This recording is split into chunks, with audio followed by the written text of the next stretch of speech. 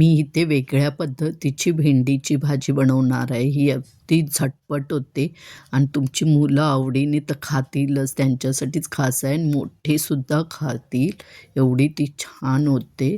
तर हा व्हिडिओ शेवटपर्यंत बघत राहा. मी इथे एक कांदा घेतलेला आहे, तो बारीक चिरून घ्यायचा आहे.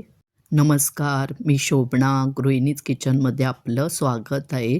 आपला आता कांदा छान चिरून झालेला आहे. लसूण 5-6 पाकळ्या घेतलेल्या आहेत, त्याही बारीक चिरून घ्यायच्या आहेत आणि 5-6 कढीपत्त्याची पानं घेतलेली आहे. 1 हिरवी मिरची घेतलेली आहे, तीही बारीक चिरून घ्यायची आहे.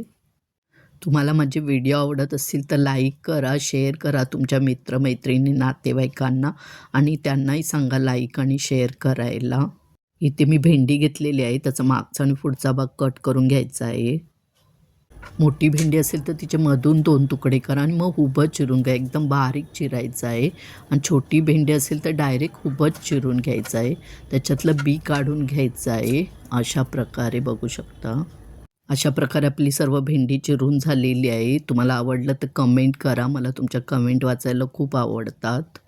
आता आपण फोडणी घालणार आहोत. त्याच्यासाठी मी एक मोठा चमचा तेल घेतलेला आहे, पाव चमचा जिरं घालायचं आहे आणि त्याच्यातच आपण चिरलेली लसूण, कढीपत्ता आणि हिरवी मिरची घालणार आहोत आणि छानपैकी परतवून घ्यायचं आहे मंद आचेवर.